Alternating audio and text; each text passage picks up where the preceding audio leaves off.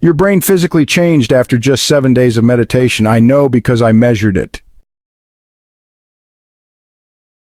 What I discovered after 30 days of meditating like a monk will completely flip everything you think you know about your mind. By day 15, my brain scans showed something that even surprised the neuroscientist who was monitoring me.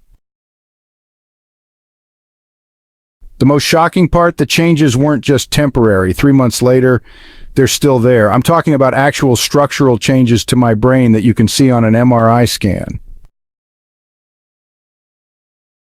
But here's what nobody tells you about meditation. It's not just about feeling calm or reducing stress.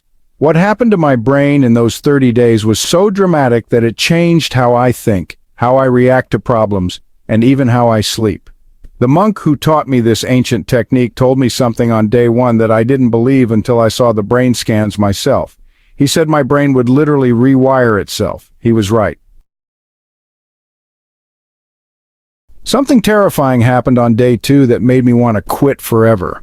My brain started fighting back against meditation like it was under attack. I had no idea this was completely normal until the monk explained what he called neural bankruptcy. Here's what's really happening inside your head during those first 3 days. Your brain thinks you're literally dying when you try to meditate.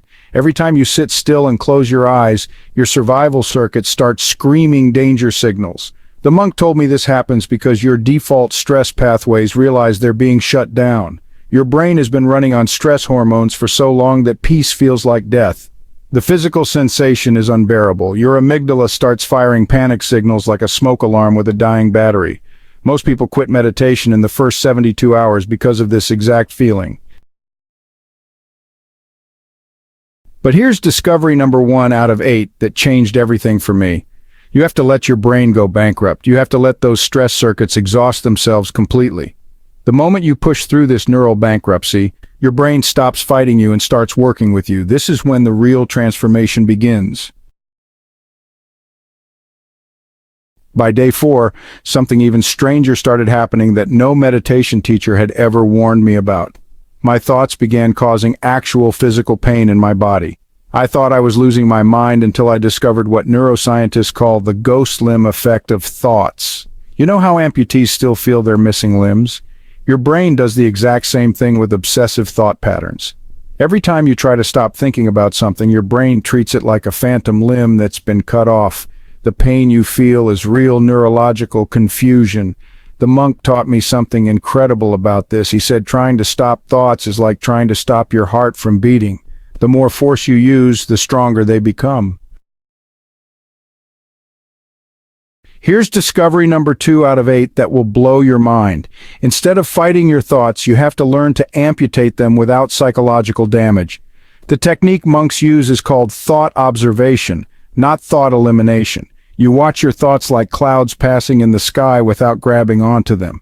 The moment I stopped trying to control my thoughts and started observing them instead, they lost their power over me. This is when I realized my thoughts weren't actually mine. Part 3, dopamine detox trap. Week 2 nearly destroyed me and I almost gave up completely. My anxiety got worse, not better. I was having panic attacks during meditation instead of finding peace. The monk warned me this would happen, but I didn't believe him until I was living through it. What I discovered next will change how you think about your brain forever. Your brain isn't addicted to thoughts themselves. It's addicted to the anticipation of thoughts. Every time your mind wanders, it gets a tiny hit of dopamine from expecting the next mental distraction. When you meditate, you're cutting off that dopamine supply cold turkey. Your brain goes into withdrawal mode and fights back with anxiety, restlessness, and even physical symptoms. The monk called this the dopamine detox trap. Here's discovery number 3 out of 8 that saved my entire experiment. You have to train your brain to find pleasure in emptiness instead of stimulation. Monks do this by celebrating the gaps between thoughts instead of the thoughts themselves. Every moment of mental silence becomes a victory worth celebrating. The breakthrough came on day 10 when I finally felt my first natural high from pure awareness. This is when meditation stops being torture and starts being addictive in the best possible way. Something incredible happened on day 15 that I didn't even notice at first. I was having a conversation with my friend when I suddenly realized I was meditating while talking to him. My brain had somehow learned to copy the meditation state even when I wasn't sitting in silence. The brain scans revealed something that shocked even the neuroscientist monitoring me. My mirror neurons had been completely rewired by the meditation practice. Mirror neurons are the brain cells that help you copy and mimic behaviors. They're why yawning is contagious and why you automatically smile when someone smiles at you. Here's discovery number 4 out of 8 that explains why monks seem so different from regular people. Their mirror neurons have learned to copy calmness instead of chaos. My brain started automatically mimicking the meditation state during normal activities. I was unconsciously meditating while driving, while eating, even while arguing. The most amazing part happened 3 weeks in. My brain scans showed theta wave patterns even while I was sleeping. I was literally meditating in my dreams. This mirror neuron hijack is why meditation becomes effortless after a certain point. Your brain learns to default to peace instead of stress. Once this happens, you don't have to try to meditate anymore. Your brain does it automatically. Here's discovery number 4 out of 8 that explains why monks seem so different from regular people. Their mirror neurons have learned to copy calmness instead of chaos. My brain started automatically mimicking the meditation state during normal activities. I was unconsciously meditating while driving, while eating, even while arguing. The most amazing part happened 3 weeks in. My brain scans showed theta wave patterns even while I was sleeping. I was literally meditating in my dreams. This mirror neuron hijack is why meditation becomes effortless after a certain point. Your brain learns to default to peace instead of stress. Once this happens, you don't have to try to meditate anymore. Your brain does it automatically. Part 5. Temporal Lobe Rebellion. Week 4 brought the weirdest experience of my entire life. Time started acting completely crazy around me. A 5-minute meditation session felt like it lasted for hours, but then I'd spend 3 hours working on something and it felt like 5 minutes had passed. My temporal lobe, the part of my brain that processes time, was completely reorganizing itself. The monk explained that this temporal lobe rebellion happens to everyone who meditates seriously. Your brain's relationship with time fundamentally changes when you learn to live in the present moment.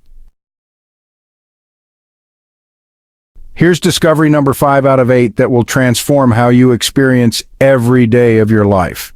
The monk taught me a secret technique for making any boring or painful task feel like it passes instantly. You expand your awareness to include the space around the experience instead of focusing on the experience itself.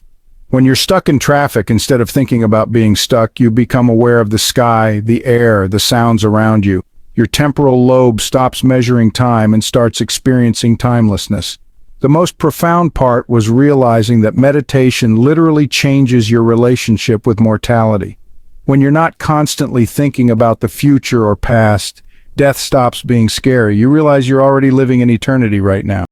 Days 29 and 30 were the most terrifying and liberating experiences of my life. Something inside my brain was dying and I could feel it happening in real time. The brain scans showed that my default mode network was shutting down permanently. The default mode network is your ego brain. It's the part of your mind that's constantly thinking about yourself, judging others, and creating the story of who you think you are.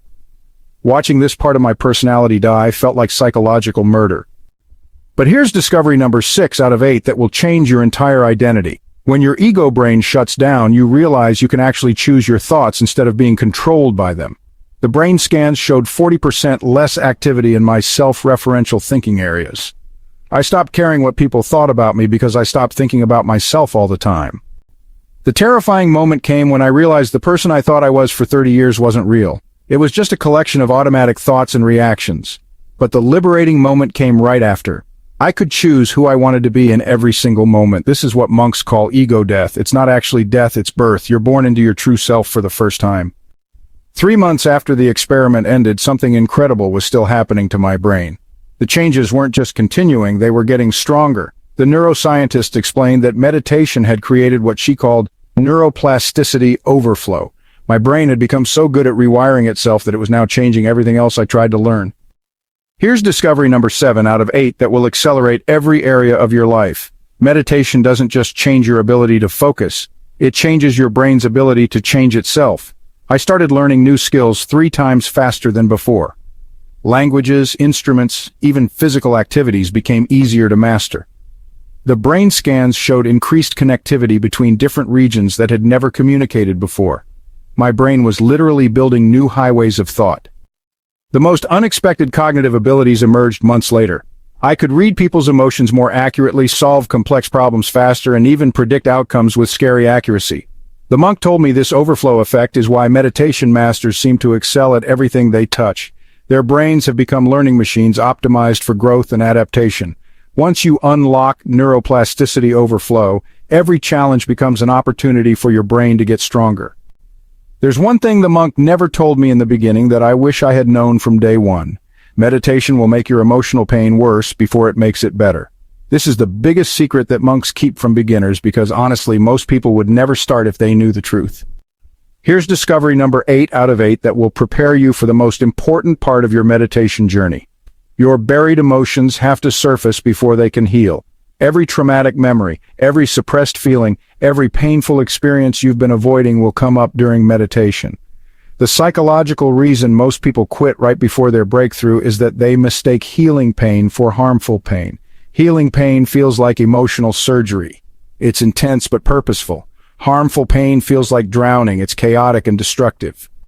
The specific day everything clicked for me was day 17 when I finally stopped running from the pain and started welcoming it. The suffering amplification isn't a bug in the meditation system, it's a feature. Your brain has to feel everything it's been avoiding before it can let go of it. The monk finally explained that this is why they don't warn beginners. The people who push through the suffering amplification are the ones who experience the most profound transformation. 30 days of meditation didn't just change my brain. It revealed who I actually am underneath all the mental noise. The brain scans prove that these changes are real, measurable, and permanent.